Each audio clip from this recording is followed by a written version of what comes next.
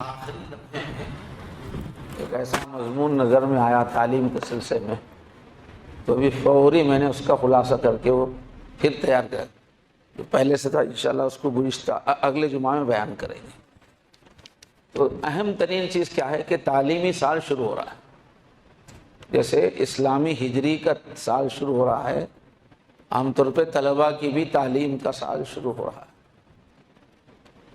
اور یہ کام اتنا اہم ہے کہ پوری امت کو، چھوٹوں کو، بڑوں کو، عورتوں کو، مردوں کو پوری قوت سے تعلیم کے محاذ پر امت کی نسل پر محنت کی ضرورت ہے۔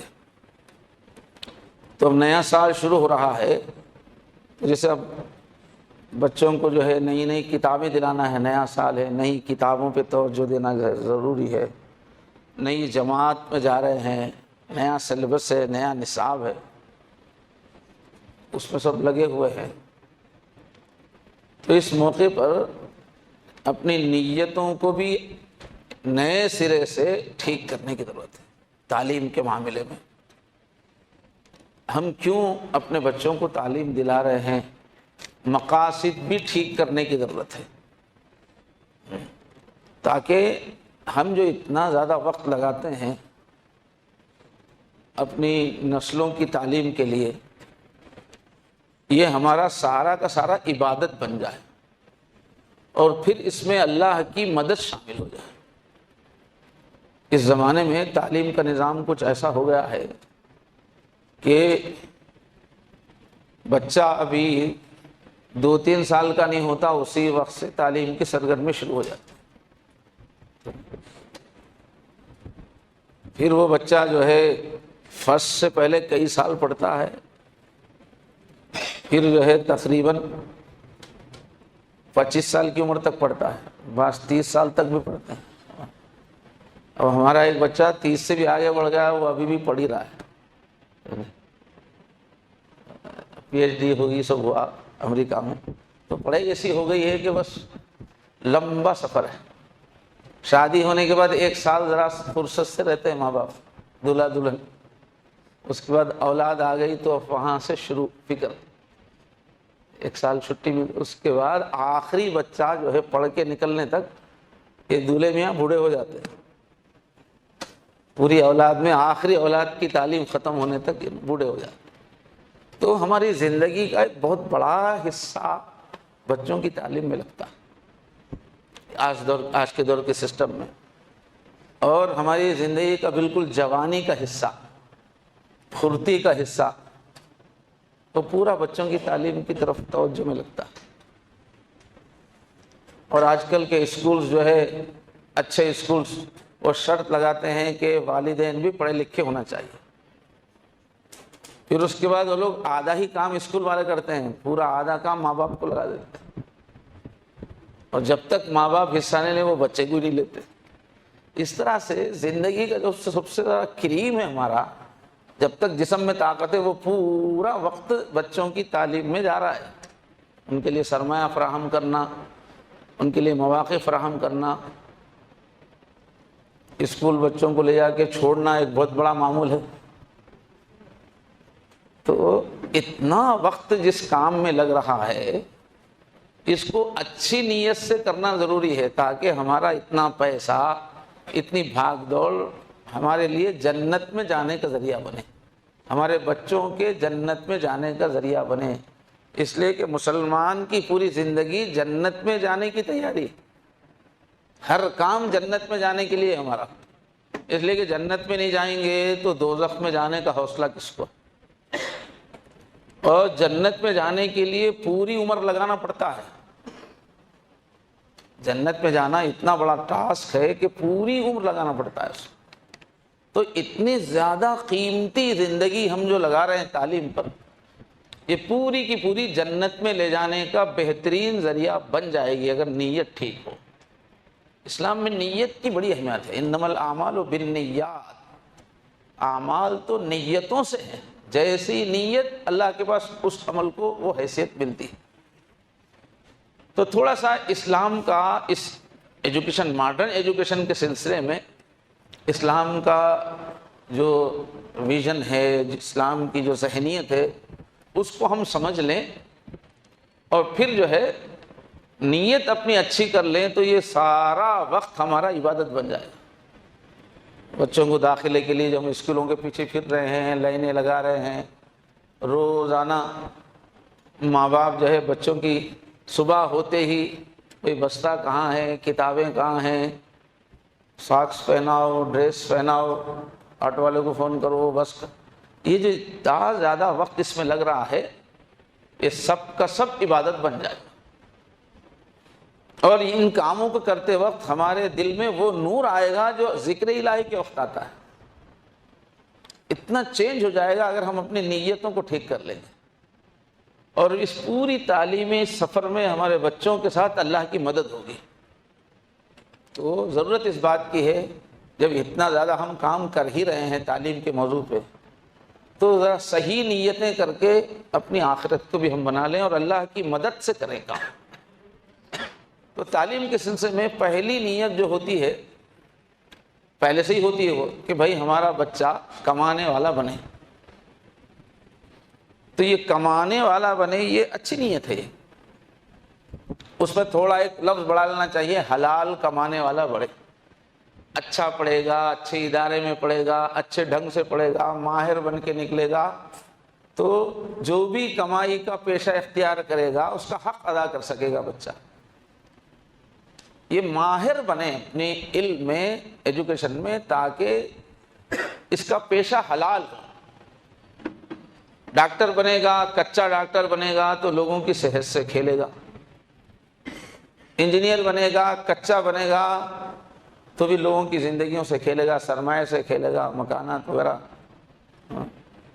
تو جتنے بھی اسکولی ایجوکیشن میں جتنے بھی ٹاپکس ہیں وہ سب انسانوں کی خدمت کے ہیں، سب علوم نافع ہیں۔ وہ علوم نافع ہونے کی وجہ سے ہی آدمی اس کے بدلے میں لوگ اس کو تنخواہ دے رہے ہیں، پیسہ لوگوں کو نفع پہنچاتا ہے، اس کی وجہ سے اس کو تنخواہ مل رہی۔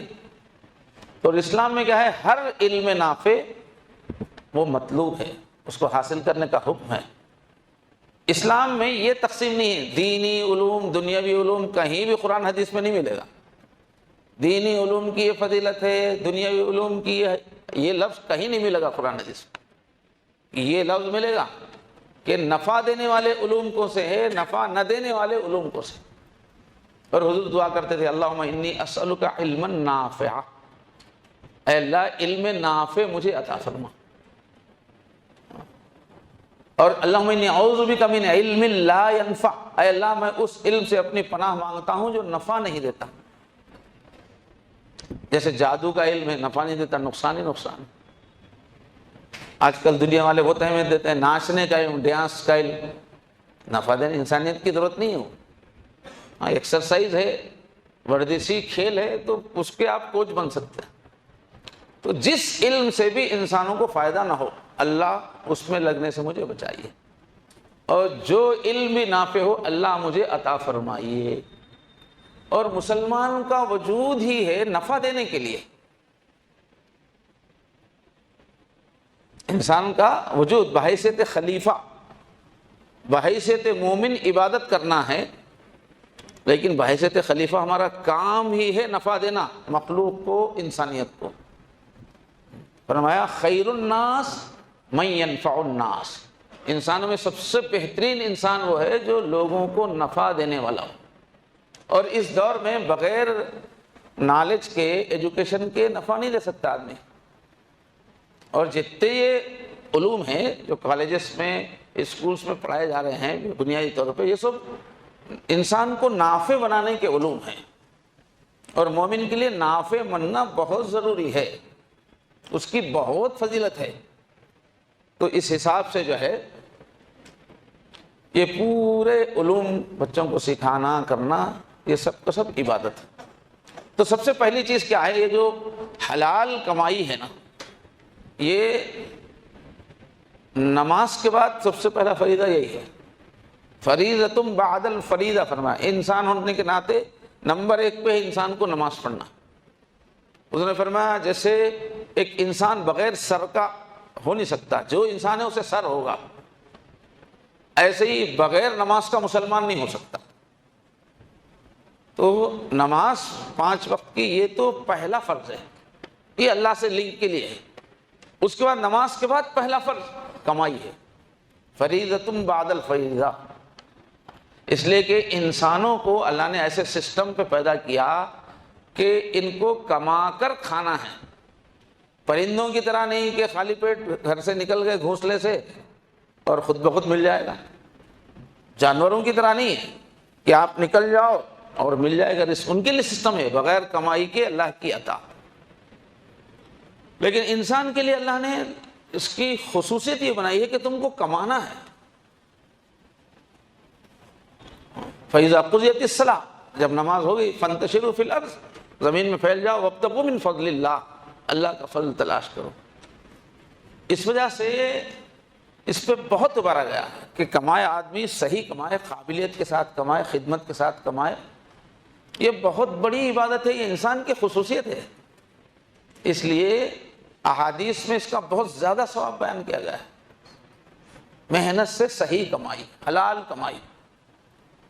ایک حدیث میں تو اس کو نماز، روزہ، حج، زکوٰۃ اور جہاد سے افضل قرار دے دیا اللہ تعالیٰ، اللہ کے نبی نے۔ کب ہے وہ نماز پڑھنے کے بعد اس کی افضلیت۔ تو اگر ہماری نیت یہ ہے کہ ہمارے بچے ڈھنگ سے کمائیں، عزت کی زندگی گزاریں، کسی کے سامنے مانگنا ان کو نہ پڑے، اس نیت سے اگر ہم پڑھا رہے ہیں تو ایک بہت بڑی عبادت کے لیے پڑھا رہے ہیں۔ اس حساب سے اسکول کھولنا بھی بہت بڑی عبادت ہے، اس لیے کہ وہ حلال کمائی کا ذریعہ ہے۔ جیسے مسجد بنانا بہت ثواب کا کام اس لیے ہے کہ جو فرض نماز ہے وہ مسجد کے ذریعے سے قائم ہوگی، مسجدیں نہیں ہوں گی تو نماز قائم نہیں ہوگی، اس وجہ سے مسجد کا بنانا افضل ہے، بہت ثواب ہے۔ اور اسکول کالجز نہیں ہوں گے تو تعلیم نہیں ہوگی، رزق حلال کی امت کو ٹریننگ کے ذریعے نہیں ہوں گے، اس لیے اس کا بنانا بھی بہت بڑی بات ہے۔ عجیب دماغ بنا کے چھوڑ دیے لوگ، اسلام کی پوری باتیں آتی نہیں ہیں۔ تو بہرحال یہ جو نیت ہے میں ہمارے بچے حلال کمائیں، یہ بہت بڑی نیت ہے اور اس کو بہت بڑا ثواب کا کام سمجھنا چاہیے اور زبردست ثواب ملے گا۔ بچہ زندگی بھر جو کمائے گا، گھر پہ خرچ کرے گا، انشاءاللہ جو کمانے کی صلاحیت پیدا کر رہے ان سب کو ثواب ملے گا، ماں باپ کو ملے گا، اساتذہ کو ملے گا، جو اچھے ادارے چلا رہے ہیں ان کو ملے گا، جتنا وہ زندگی بھر کمائیں گے یہ پڑھ کے وہ سب کا ثواب ملے گا انشاءاللہ۔ دوسری نیت جو ہونی چاہیے کہ ہمارے بچے نفع دینے والے بنے، وہ گفتگو میں ذرا گڑبڑ ہو گئی، پہلے نفع کا مضمون آ گیا میری زبان سے۔ تو حلال کے بعد دوسری جو نیت ہونا ہے کہ ہمارے بچے نفع دینے والے بنے، خاندان کو نفع دیں، قوم کو نفع دیں، انسانیت کو نفع دیں، اس واسطے ہم پڑھا رہے ہیں۔ اچھا پڑھیں گے تو نفع دے سکیں گے، پڑھیں گے ہی نہیں تو کیسے نفع دیں گے؟ اور بچوں کا ذہن بھی ایسی بنانا چاہیے کہ بیٹا تم نے جو پڑھ رہے ہو انسانوں کی خدمت کرنا ہے، امت کی خدمت کرنا ہے، جو تم کماؤ گے عیش کے لیے مت کماؤ کہ جتنا کماؤں گا پورا میں ہی خرچ کروں گا۔ 50,000 کی آمدنی والا بھی بول رہا ہے کہ پورا میں گھر پہ ہی خرچ کروں گا، اور ماہانہ 5 لاکھ آمدنی بھی بول رہا ہے کہ وہ میں اپنے ہوئی خرچ کروں گا۔ یہ کیا بات ہے؟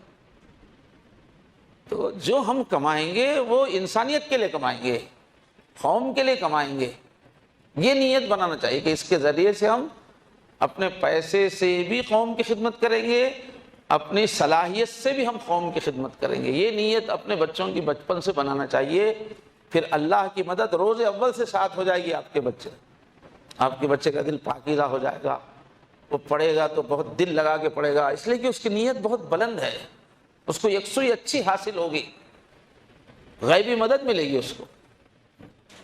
اور تیسری نیت جو ہونی چاہیے کہ یہ جو دنیاوی علوم ہیں ان میں مہارت سے بھی اللہ کی عظمت سمجھ میں آتی ہے، دین کی، اسلام کی گہرائی سمجھ میں آتی ہے۔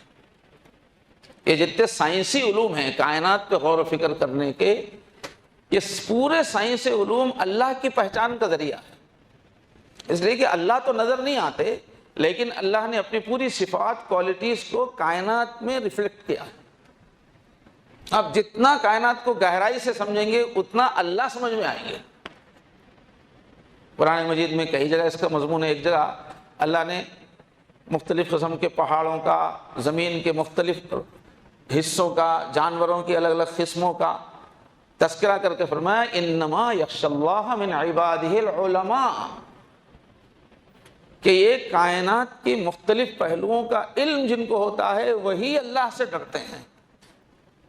اللہ کے دل میں عظمت اور بڑائی پیدا کرنے کا سب سے بڑا ذریعہ قرآن میں کیا ہے؟ کائنات پہ غور کرنا. اور جب تک یہ ایجوکیشن حضور کے بعد 1000 سال تک مسلمانوں کے ہاتھ میں تھی، تو اسی سائنس سے، اسی کائنات پر غور و فکر سے وہ لوگ جو ہے لوگوں کو اللہ سے قریب کرتے تھے. ہر سائنسی علم ان کو اللہ سے قریب کرتا تھا، دین میں ان کا یقین بڑھا دیتا تھا. آج یورپ والوں کے پاس یہ جتنا بھی سائنس پہنچی ہے یہ مسلمانوں سے پہنچی. علامہ ابن رشد، صدیوں تک ان کی کتابیں یورپ کی یونیورسٹیوں میں پڑھائی گئی، اس کے بعد یہ لوگ تعلیم یافتہ بنے سائنس میں. یہ علامہ رشد کون ہے؟ یہ قرآن و حدیث کے بہت بڑے عالم ہیں، چاروں مسالک پہ ان کی کتاب بہت بڑے. تو جتنے بڑے سائنٹسٹ ہوتے تھے پہلے 1000 سال تک ہمارے پاس، جتنے بڑے سائنٹسٹ ہوتے تھے اتنے بڑے وہ دین کے ماہر ہوتے تھے. تو سائنس کا علم ان کو دین سے دور نہیں کرتا تھا اور دین کی حکمتیں کھولتا تھا. آج بھی جو اچھی نیت سے اسکول کالج کی تعلیم حاصل کریں گے اور دینی ماحول میں رہیں گے، ساتھ میں دین بھی علم ہو، تو وہ لوگ سب سے زیادہ دین کی خدمت کریں گے. اس وقت بھی وہی علماء دنیا میں سب سے زیادہ امت کو نفع پہنچا رہے ہیں جو دینی علم کے ساتھ ساتھ دنیاوی علم کے بھی ماہر ہیں.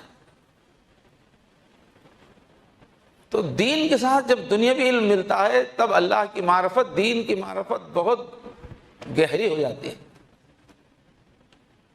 تو ہمارے بچے یہ تعلیم حاصل کر کے اسلام کی خدمت کریں، یہ نیت ہونا چاہیے. اس علم سے زبردست ہوگی خدمت، اسکول کالج کے علم سے، بشرطے کہ دینی علم بھی پھر اس کو سکھایا جائے، دینی ماحول بھی ملے. تو یہ نیت کریں گے تو اللہ کی معرفت کا علم ہے. یہ پورا سائنس کا علم اللہ کی معرفت پہچان کا علم ہے، نیچرل راستہ ہے اللہ کی معرفت کا سائنس. اور چوتھی نیت بھی بہت مفید ہے کہ ہمارا بچہ، ہماری بچی اس لیے پڑھے تاکہ مسلم قوم طاقتور ہو. کہ اس زمانے میں پوری دنیا میں طاقت کی بنیاد علم ہے، نالج ہے. نالج اور ٹیکنالوجی اس زمانے کی طاقت ہے. نالج از پاور بولتے ہیں اس زمانے میں. ہمارے نبی کی بھی پالیسی یہ تھی، حضور نے فرمایا العلم صلاحی، نالج میرا ہتھیار ہے. نالج کے ذریعے سے حضور نے کیسے غلبہ پایا ہے وہ ایک موضوع اس پہ انشاءاللہ بیان ہوگا. تو نالج، علم، یہ طاقت ہے اس دور کی. کسی قوم کے اندر جو ہے پورے لوگ پہلوان ہیں، اس قوم کی کوئی اس زمانے میں قوت نہیں. کسی قوم کے اندر تعلیم یافتہ لوگوں کی کثرت ہے، وہ دنیا میں عزت پاتی ہے، وہ ترقی کرتی ہے، اس کا ہاتھ ہی بلند ہوتا ہے، اس کی بات ہی دنیا میں چلتی ہے. اس دور میں طاقت نالج ہے، ایجوکیشن ہے، پہلوانی نہیں ہے اور کوئی دوسری کوئی چیز ہے ہی نہیں. تو حضور نے فرمایا، قرآن نے فرمایا کہ مسلمانوں کو طاقتور بن کے رہنا ہے، کیونکہ آپ اللہ کے سچے دین کے نمائندے ہو اور دنیا میں شر فساد نہ پھیلے اس کے تم ذمہ دار ہو. اور جب تم دنیا میں طاقتور رہو گے تبھی دنیا کے شر و فساد کو روک سکو گے. تم ایک طاقتور قوم بن کے رہو گے تبھی دنیا تمہارے پیچھے پیچھے آ کر دین پہ چلے گی. تم ہی دنیا میں ذلیل بن گئے، بھکاری بن گئے، جاہل بن گئے تو دنیا تمہارے پاس کیوں آئے گی؟ تم سے کیوں سیکھے گی؟ تمہاری کیوں پیروی کرے گی؟ تم خود کمزور ہو گئے تو کمزور کے پاس کیوں آئے گی دنیا؟ تمہارا منصب ہے دنیا کو تو زمانے میں خدا کا آخری پیغام، اس لیے تم طاقتور بنو. فرمایا وَأَعِدُّوا لَهُم مَّا اسْتَطَعْتُم مِّن قُوَّةٍ، جتنی قوت پیدا کر سکتے ہو کرو. انسانیت کے دشمنوں، ظالموں، جو انسانیت کو لوٹ کے کھانا چاہتے ہیں، ان سے مقابلے کے لیے تم کیا کرو؟ جتنی قوت حاصل کر سکتے ہو کرو مسلمانوں. تو قوت حاصل کرنے کا حکم ہے ہم کو، ذلیل بن کر، مجبور بن کر، بے بس بن کر جینے کی تعلیم نہیں ہے ہم کو۔ اور اس زمانے میں قوت کیا ہے؟ یہی علم ہے۔ اس لیے اگر کوئی یہ نیت کرے کہ ہمارا بچہ قابل بن کے نکلے گا، اسلام مضبوط ہوگا، امت مضبوط ہوگی، تو یہ جہاد کے لائن کی نیت ہے۔ یہ ایسا کریں گے تو آپ کو جہاد کا ثواب ملے گا۔ تو یہ 4 نیتوں سے آپ بچوں کو پڑھائیں گے۔ اسکول چلانا بہت بڑی عبادت، بچوں کو لے جا کے اسکول چھوڑنا بہت عبادت، ان کو لے کے بیٹھ کے ہوم ورک کروانا بہت بڑی عبادت، ان کے ڈریس پر، ان کی کتابوں پہ خرچ کرنا بہت بڑی عبادت۔ انشاءاللہ تیزی سے اللہ کے ولی بنیں گے اگر خالص یہ دل میں نیت ہے تو۔ اور دل میں نیت کچھ بھی نہیں ہے، خوب کمائیں گے، عائش کریں گے، بچہ خوب کمائے گا تو ہم فخر کریں گے، شان کی زندگی گزاریں گے، تو گئے پھر۔ تو ضرورت اس بات کی ہے کہ نیا سال شروع ہو رہا ہے تو بچوں کا بھی ذہن بنائیے، گھر والوں کا بھی ذہن بنائیے کہ اللہ کے لیے ہم یہ سب کام کریں گے، پھر دیکھیے کیسی برکت آتی ہے۔ اصل نیت ہے، جتنے بھی ہماری امت میں بڑے بڑے اکابر پیدا ہوئے ہیں جن سے بہت فائدہ ہوا، وہ سب لوگوں کی نیت اچھی تھی۔ جن کی نیت اچھی رہتی تھی ان سے ہی فائدہ پہنچتا ہے، خراب نیت والوں سے فائدہ نہیں ہوتا۔ تو ضرورت اس بات کی ہے کہ نیت پیدا کریں۔ اور اس تعلیم کا ایک اہم مقصد کیا ہے کہ ہماری نسل، ہمارے بچے نیک بنے، تہذیب والے ہوں، سلیقے والے ہوں، کیریکٹر والے ہوں، اور ایک ذمہ دار ملک کے شہری بنے، انسانیت کے معاشرے کا ایک ذمہ دار فرد بنے، ذمہ داری اٹھانے والے بنے۔ یہ تعلیم کا بہت اہم مقصد ہے۔ صرف معلومات والے بنے یہ کافی نہیں ہے، وہ اپنے خاندان کے لیے، وہ انسانوں کے لیے ایک ذمہ دار انسان بنے، ان کی گفتگو اچھی ہو، ان کی سوچ اچھی ہو، ان کا بیہیویئر انسانوں کے ساتھ اچھا ہو، وہ ایک اچھے شہری بنے، ذمہ دار انسان بنے۔ یہ تعلیم کا بنیادی ایک مقصد ہے۔ اب اس میں کیا ہے، صحبت کی بڑی تاثیر ہے۔ اچھا کردار بننے کے لیے، اچھا کیریکٹر بننے کے لیے ہماری نسل کو اچھی رفاقت ملے، اچھی صحبت ملے۔ تو حضور نے فرمایا المرء علی دین خلیلہ، کہ آدمی اپنے دوست کے طریقے پر ہوتا ہے۔ اس لیے بچے کیسے دوستوں میں رہ رہے ہیں یہ دیکھنا ضروری ہے، خاص طور پہ اس زمانے میں۔ بچوں کی زبان جو ہے، چلے جاتا ہوں، کیسی زبان استعمال کر رہے بچے؟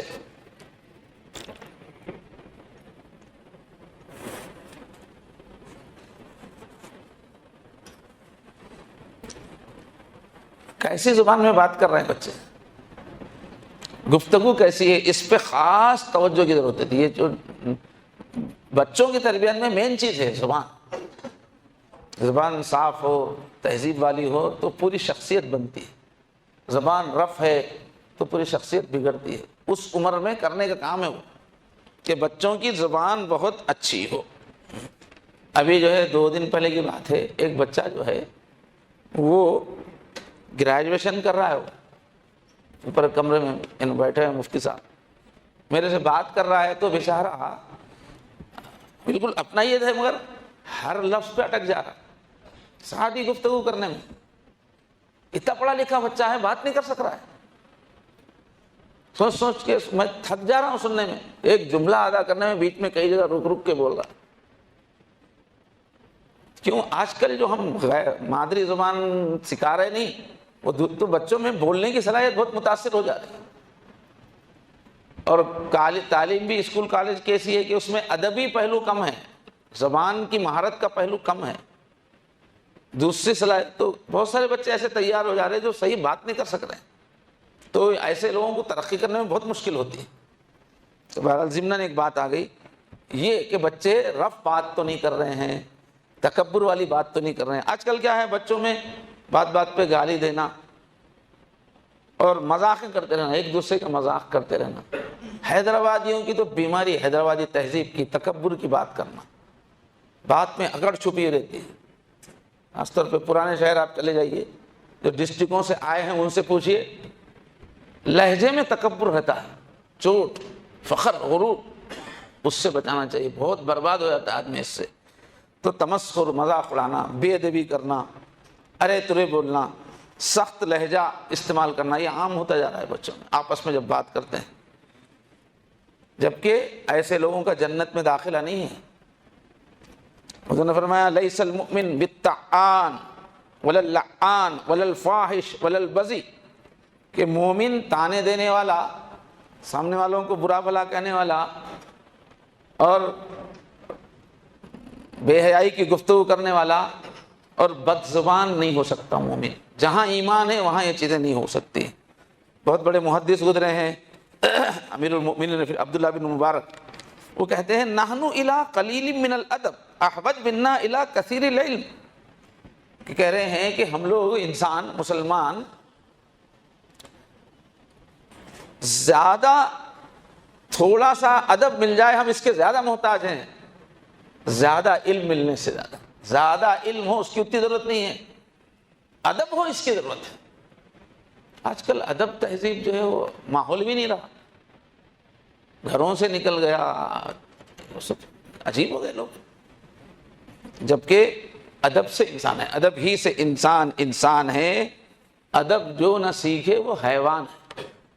امام مالک فرماتے ہیں تعلم الادب قبل ان تتعلم العلم، کہ ادب سیکھو پہلے، علم سیکھنے سے پہلے ادب سیکھو۔ بولتے تھے با ادب با نصیب، بے ادب بے نصیب۔ تو ادب کی طرف کسی کا توجہ ہی نہیں ہے۔ بچوں پہ ماں باپ کا کام ہے، آپ کتنے قیمتی اسکول میں ڈالے ہوں گے، وہیں خاموش مت ہو جاؤ۔ آپ یہ دیکھو بچے کی صحبتیں کیسی ہے، کس قسم کی گفتگویں ہوتی ہیں ان کی دوستوں میں، بچے کی لینگویج کیسی ہے۔ تو جو ہمارے پچھلے مسلمان ہوتے تھے وہ بچوں کی ذہانت دیکھنے سے پہلے ان کا اخلاق دیکھتے تھے، اور بڑوں کے ساتھ کیسا احترام کرتا ہے بچہ، چھوٹوں کے ساتھ ہماری نسل کیسے شفقت سے پیش آتی ہے۔ تو بہرحال ضروری ہے والدین کے لیے کہ بچوں کے دوستوں کو معلوم کریں، آپ کا بچہ کن کن سے دوستی رکھتا ہے، کیسے ماحول میں رہتا ہے۔ یہ ضروری ہے اس کو اچھا شہری بنانے کے لیے۔ بہت پیسہ خرچ کر رہے ہیں، کافی نہیں ہے، دیکھیے کس ماحول میں رہ رہا ہے، کہیں کسی ایسے بچے کی، ایسے لوگوں کی صحبت میں تو نہیں ہے کہ وہ سگریٹ پینے والے آئے، گٹکے کھانے والے ہیں، جھوٹ بولنے والے دوست تو نہیں ہیں، چوری کرنے والے تو نہیں ہیں، بے حیائی والے تو نہیں ہیں۔ بے حیائی کی باتیں آج کل سیل فون ہے، بس بیٹھے دو بچے اور جو ہے دیکھتے رہتے ہیں، کیا کیا نکال کے دیکھتے رہتے ہیں۔ تو یہ تو بہت بڑا زہر ہے۔ موبائل کا ناجائز استعمال تو نہیں ہے وہ دوستوں میں اس کے، نماز سے غفلت تو نہیں ہے۔ نماز بنیادی چیز ہے ایک انسان کو صحیح بنانے کے لیے، شروع سے حضور نے فرمایا 7 سال کا حکم ہو تو بچے کو لگا دو نماز میں، اور 10 سال ہو گیا نماز ہی نہیں بنا تو مارو اس کو۔ تو نماز سے پوری لائف پہ کنٹرول آتا ہے۔ تو ایسے ہی اساتذہ کی بے ادبی کرنے والے تو نہیں ہیں، بہت سارے آج کل طلباء اسٹوڈنٹس میں اساتذہ کے پیچھے اساتذہ کی بے ادبی۔ ارے جو شخصیتیں آپ کو بنانے والے ہیں ان کا ہی ادب نہیں ہے تو کبھی نہیں بن سکے گے۔ ہمارے پہلے زمانے میں کچھ ہی پہلے کتنا اساتذہ کا ادب ہوتا تھا، اب تو ایسے ہیں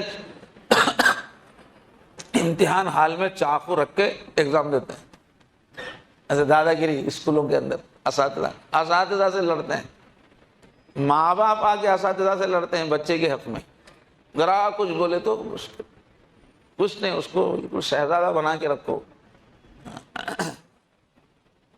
تو اگر بچے کی صحبت کہیں خراب ہے تو ماں باپ کا کام ہے حکمت سے، محبت سے اس ماحول سے ہٹائیں، ڈانٹ کر نہیں۔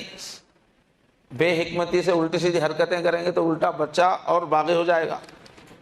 تو حضرت حسن بصری کہتے ہیں لا تجالس صاحب الہوى فإنه یمرض القلب، کہ جو خواہشات پہ چلنے والے دوست ہیں ان کے ساتھ مت بیٹھو، کیونکہ وہ دل کو بیمار کر دیتی ہے ان کی صحبت۔ تو جو باشعور والد ہے والدین ہیں ان کا کام یہ ہے کہ بچوں کی کتابوں کے ساتھ دوستوں کو بھی دیکھیں، کتابیں کیسا رکھ رہا ہے، کون سی کتاب تمہاری کہاں تک پڑھائی ہوئی ہے، یہ دیکھنے کے ساتھ ساتھ دوستوں کو بھی دیکھو اس کے، اور بچے کے بستے کی، اس کے بیاگ کی فکر کے ساتھ ساتھ وہ اس کی مجلسیں بھی دیکھو، کہاں کہاں وہ وقت گزار رہا ہے، اور ایگزام میں وہ کتنے نمبر لا رہا ہے، اس کے نمبر کے ساتھ ساتھ اس کے اخلاق بھی دیکھو، اور اس کی گفتگو دیکھو، اس کا کیریکٹر دیکھو، تاکہ یہ اولاد جہاں نالج والی بنے وہاں اچھے عمل والی بنے، ادب والی بنے، اخلاق والی بنے، ایک بہترین کیریکٹر کا نمونہ بن کر ہماری امت کے لیے خیر کا ذریعہ بنے، انسانی سوسائٹی کے لیے برکت کا ذریعہ بنے۔ تو پہلا پوائنٹ یہ ہے دوستو، تعلیم کا مقصد ہے ان کو اچھا انسان بنانا، اس کے لیے وہ لوگ کہاں وقت گزار رہے ہیں آپ دیکھیے۔ اچھا، اور ایک بہت مین چیز ہے صاحب، بچوں کی جسمانی بھی صحیح گروتھ ہو، ذہنی بھی صحیح گروتھ ہو، تو ان کو طاقت پر ناشتہ ملنا ضروری ہے صبح کا۔ بچے کی صحت کے لیے بھی، ذہنی یکسوئی کانسنٹریشن کے لیے بھی، اور جو پڑھ رہا ہے اسکول میں وہ یاد رہ سکے اس کے لیے بھی، اور تعلیم میں کامیاب ہو اس کے لیے بھی صبح کے ناشتے کی بہت اہمیت ہے۔ میرا خود اسکول ہے، میرا ذریعہ معاش اسکول ہی ہے۔ بعض وقت بچے جو ہے اسکول میں آ کے نڈھال پڑ جاتے ہیں، بعض وقت غش کھا کے گر جاتے ہیں، اس لیے کہ ماں باپ اچھا ناشتہ کرا کے نہیں، نہ ماں باپ کو دیر تک سونے کی عادت، تو یہ بازار کا ناشتہ خرید کے رکھ دیے، ریڈی میڈ چیزیں، بس وہ بیٹا لے لو کھاؤ چلے جاؤ۔ غیر معیاری غذا، اگر غیر معیاری غذا ملے گی، کھانا صحیح نہیں ملے گا تو بچوں میں سستی آ جائے گی، کمزوری آ جائے گی، چڑچڑاپن آ جائے گا، جو اسکول میں پڑھا اس میں توجہ کم ہو جائے گی، اس کا ذہن انتشار میں رہے گا۔ تو قرآن میں کیا فرمایا؟ کلوا من الطیبات واعملوا صالحا، اچھا کھاؤ ڈھنگ کا اور اچھا کام کرو، اچھا کھائے گا تو اچھا پڑھے گا ڈھنگ کا۔ تو پاکیزہ غذا جسم کی قوت کے ساتھ ساتھ فکر، اور یہ الگ پوائنٹ ہے، ایک تو ہے کہ بچے وہاں صحیح پڑھ سکیں، اس کے لیے ان کو صحیح کھانا ملنا چاہیے، گھر کا کھانا ملنا چاہیے۔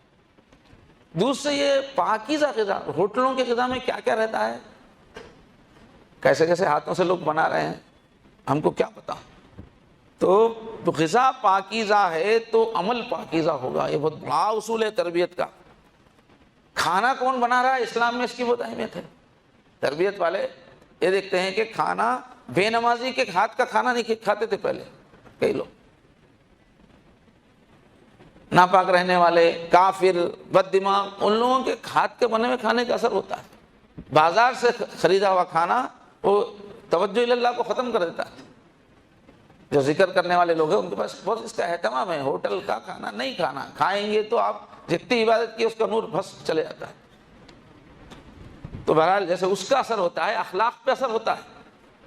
اب ہوٹلوں کا آپ منگا رہے ہیں تو معلوم نہیں کس نے بنایا، کیسا کیا ہے۔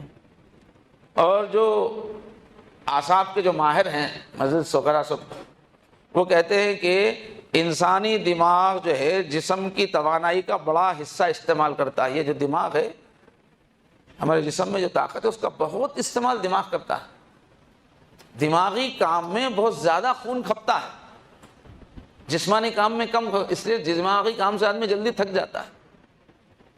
اس واسطے بدن قوی ہونا ضروری ہے بچوں کو پڑھنے کے لیے۔ جسم میں ہی توانائی نہیں ہوگی تو دماغ کیا استعمال کرے گا؟ اس لیے صبح مناسب غذائیت ضروری ہے، تبھی توجہ، ذہنی کارکردگی متاثر نہیں ہوگی۔ تو دودھ ہے، کھجور ہے، شہد ہے، بادام ہے، ایسی چیزیں، اخروٹ، انڈے، پھر دلیا، ستو، موسمی پھل، یہ قدرتی غذائیں جسمانی اور ذہنی نشو و نما کے لیے نہایت مفید ہے۔ کہاں کہاں پیسے خرچ کر دیتے ہیں، غذا صحیح ہو اس کا خیال نہیں کرتے ہیں۔ اتنا بوجھ ہے بچوں پر اسکولوں میں، نصاب بہت وسیع ہو گیا، لاگ کے بھرتے چلے جا رہے ہیں، اور ہم ان کو صحیح غذا نہیں دیں گے تو کیسے ہوگا؟ اس لیے بچوں کو روزانہ ایسا ہوٹل کے دوشے منگا کے دے رہے، وڑا، سموسا، پف، چپس، اس کی عادت ڈال دے رہے، جس بچے میں یہی پڑا، کولڈ ڈرنکس، مصنوعی مشروبات، اس کی عادت رہے گی تو بچے بہت نقصان اٹھائیں گے۔ اس کے بجائے گھریلو طاقتور ناشتہ، سادہ غذا دیں۔ اور ایک مین چیز ہے، اس پہ بات ختم کرتے ہیں، سونے کی، بچوں کے سونے کے اوقات کی حفاظت کرنا، ان کی صحت کے لیے، تعلیم میں کنسنٹریشن کے لیے اور حافظے کے لیے، تعلیم میں کامیابی کے لیے منظم نیند ضروری ہے۔ نیند کا سسٹم ان کا بہت اچھا ہونا چاہیے۔ موبائل میں بچے وقت گزار رہے ہیں، ٹیلی ویژن میں غیر ضروری دعوتوں میں لے جا رہے ہیں ان کو، اور رات میں جاگنے کی عادت ہو رہی ہے، آج کل ایسا ماحول ہے۔ تو اس سے بچوں کی فجر کی نماز بھی جا رہی ہے، اور صبح کی جو برکتیں ہیں، قرآن میں صبح کی قسم کا یہ، وَالصُّبْحِ إِذَا تَنَفَّسَ، صبح کی ہوا میں، صبح کے موسم میں خوب برکتیں ہیں، ترقی کے راز ہیں اس میں، تو وہ رات میں جو ہے صحیح استعمال نہیں ہو رہا۔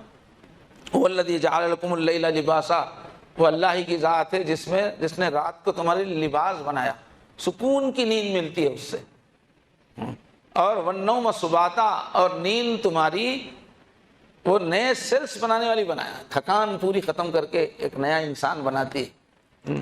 وَجَعَلَ النَّهَارَ نُشُورًا، اور دن حرکت، جوش خروش کا بنایا۔ تو صبح کے اندر پوری زندگی بھری ہوئی ہے۔ ہمارے نبی صلی اللہ علیہ وسلم کا فرمان ہے کہ بھائی عشاء سے پہلے سونا نہیں، اور عشاء کے بعد جاگنا نہیں، وہی گفتگو نہیں ہونا چاہیے عشاء کے بعد۔ بخاری مسلم میں صرف شوہر اپنی بیوی سے بات کر سکتا ہے فرمایا، باقی عشاء کے بعد سو جانا۔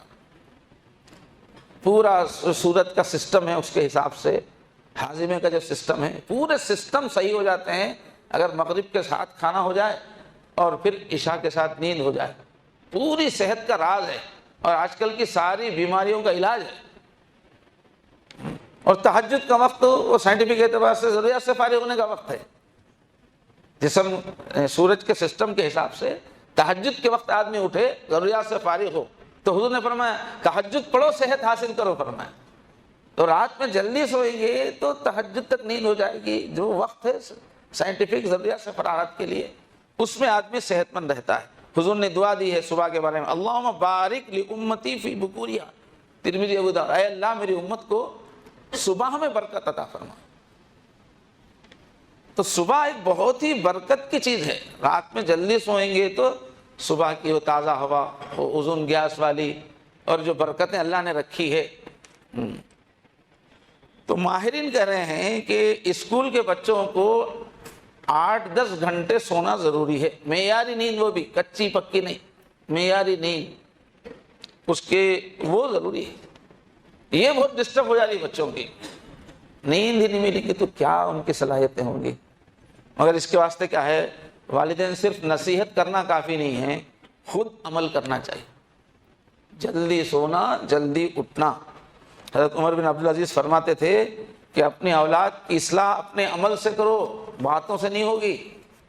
تو بھئی یہ بہت اہم چیزیں ہیں، اگر ہم اپنی نسل کے دوست ہیں، اپنے اولاد کے خیر خواہ ہیں، تو یہ چیزیں اس پہ دینا ضروری ہے۔ غور کیجئے، اپنے گھر والوں کا ذہن مت بنائیے، ہم ذمہ دار ہیں اللہ کے پاس اپنی نسل کے۔ اللہ تبارک و تعالی بچوں کی اچھی تعلیم تربیت کے لیے جو جو ترکیبیں ہیں سب پہ عمل کرنے کی توفیق عطا فرمائے۔ آخر دعوانا